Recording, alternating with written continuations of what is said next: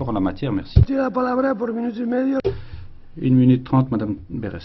Merci, Monsieur le Président, Madame la Présidente, Monsieur le Commissaire. Avec ces deux rapports, je crois que le message important que le Parlement européen peut apporter à vos travaux, c'est celui d'un début de cohérence.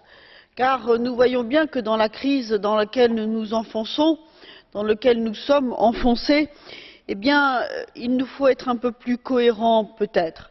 On ne peut pas à la fois demander beaucoup à quelques États et ne rien donner en échange. Et on ne peut pas attendre la fin de l'histoire pour récompenser les efforts.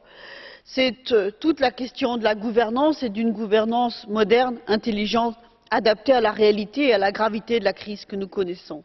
Alors pour trouver cette cohérence, eh bien, lorsque nous définissons les politiques économiques, il faut tenir compte pleinement de ce que nous avons appris, de ce que nous savons du poids des déséquilibres macroéconomiques et de la nécessité de les corriger. Ce qui signifie que l'évaluation des politiques menées doit se faire dans des conditions en termes de délai et de critères qui correspondent pleinement à la prise en compte de ces déséquilibres macroéconomiques. Et puis, Madame la Présidente, lors du Conseil européen du 28 et 29 juin, manifestement la question de l'union bancaire sera au cœur des discussions.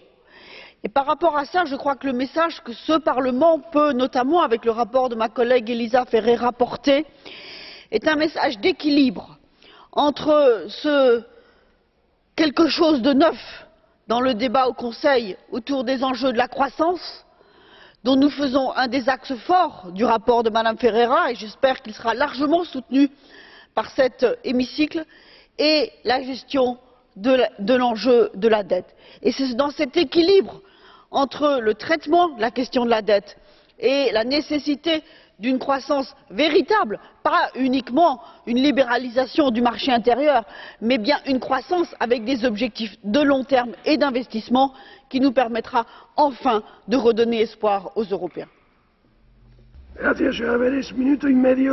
Merci, une minute 30, Monsieur Hökmark. Mr. Speaker. En anglais. Monsieur le Président, nous sommes confrontés à des problèmes de plus en plus profonds qui menacent la prospérité de nos populations.